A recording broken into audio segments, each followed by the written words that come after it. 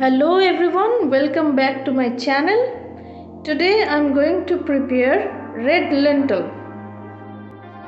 First I have washed the dal very nicely and now added 1 cup of water.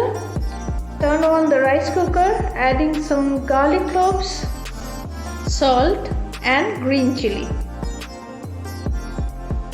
The rice cooker will turn off automatically once everything is boiled nicely. I think the dal is almost ready now. It is still boiling. So I am adding some spinach here. You can add any green leaf.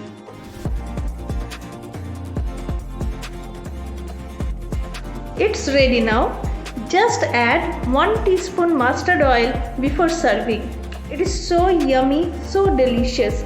I hope you enjoyed the video. See you again with another easy rice cooker recipe.